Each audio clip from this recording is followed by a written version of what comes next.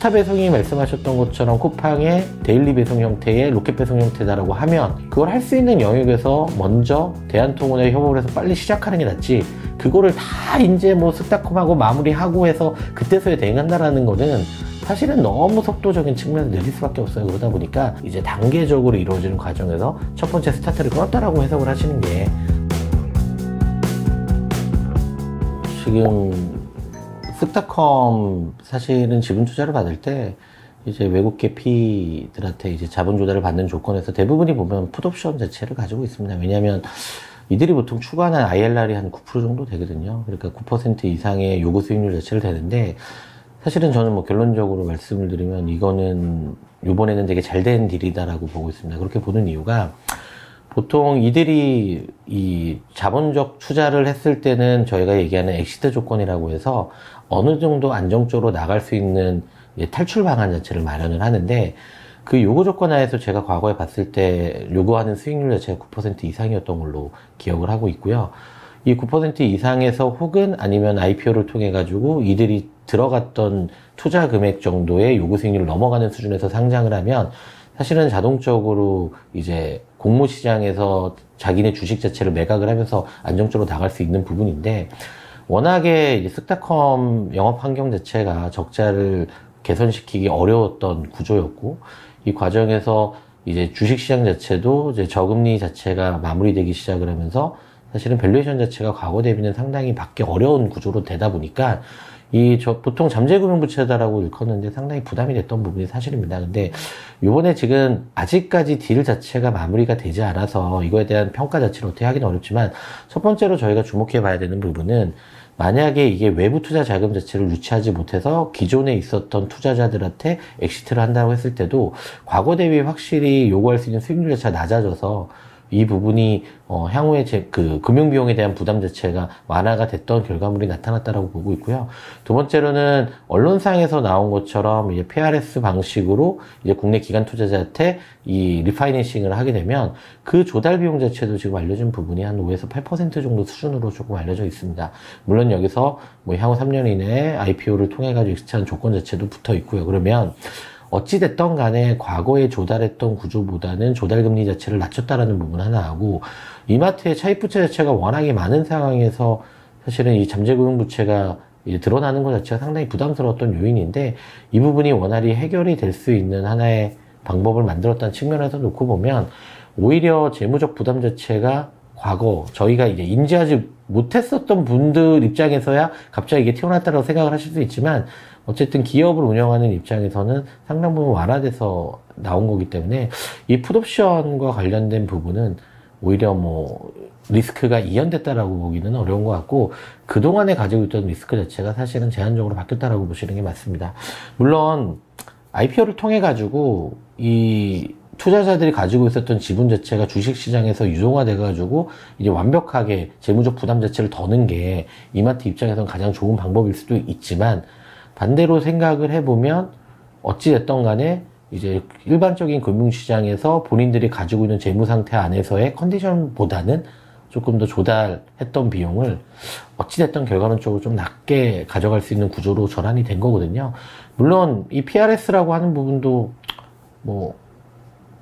정확하게 보면은 뭐 단순하게 차입부채 조달 비용이라든지 이런 거가 높을 수밖에 없지만, 이마트의 지금 재무구조 자체가 악화된 점을 감안을 했을 때는 오히려 원활하게 해결이 됐던 부분이다라고 조금 개인적으로 좀 판단을 하고 있고, 장기적으로 만약에 이게 올해 안에 이제 국내 투자자들한테 조달을 못해서 만약에 상한에 대한 요구 자체가 들어온다 치더라도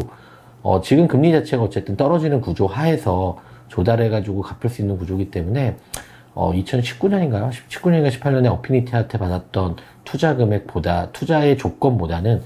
오히려 나아졌다라고 평가하는 것이 합리적이지 않을까라는 생각을 하고 있습니다. 이베이 코리아에서 인수했던 사업 부분의 사업 구조 자체는 틀리거든요. 마켓플레이스냐, 직접 배송력, 그러니까 직접 상품을 매입해가지고 공급하는 신선식품, 식품 위주의 배송량이 틀리기 때문에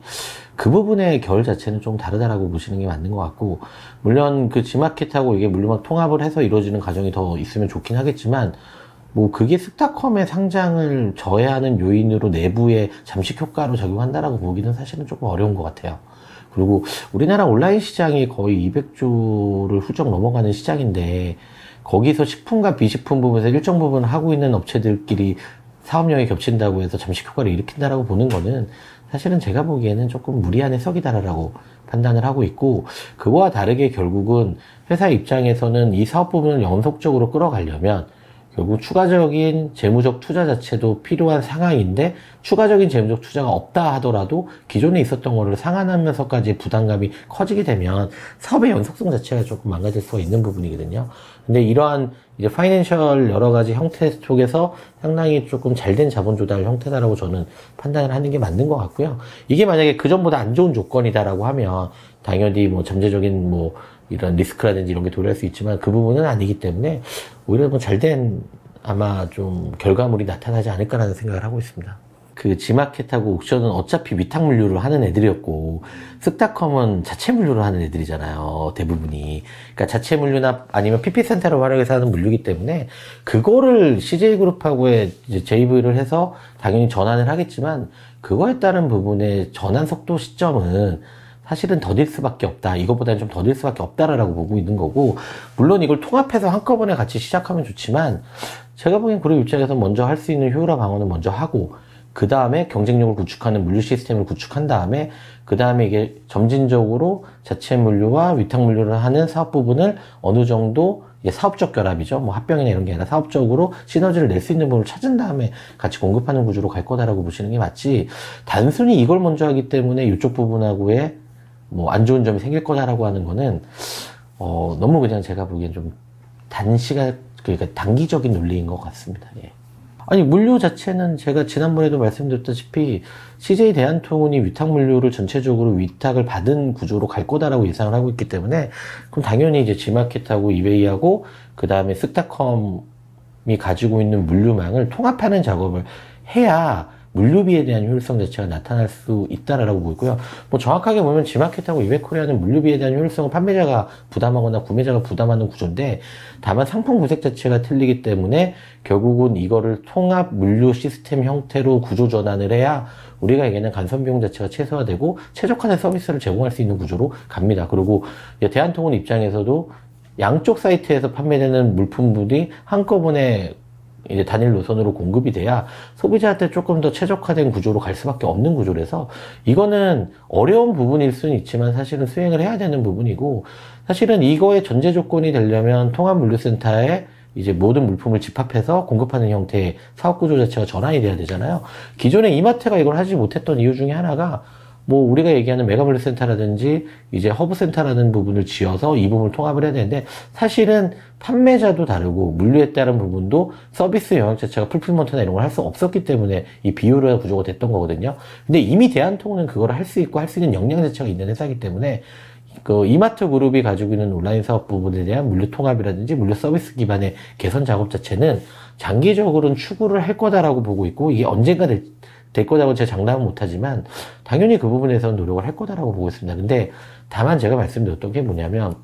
스타 배송이 말씀하셨던 것처럼 쿠팡의 데일리 배송 형태의 로켓 배송 형태다라고 하면 그걸 할 수 있는 영역에서 먼저 대한통운에 협업을 해서 빨리 시작하는 게 낫지, 그거를 다 이제 뭐 쓱닷컴하고 마무리하고 해서 그때서야 대응한다라는 거는 사실은 너무 속도적인 측면에서 느릴 수밖에 없어요. 그러다 보니까 이거는 한쪽을 힘을 실어준다라는 로직으로 보시기보다는 이 작업 자체가 이제 단계적으로 이루어지는 과정에서 첫 번째 스타트를 끌었다라고 해석을 하시는 게 조금 더 합리적인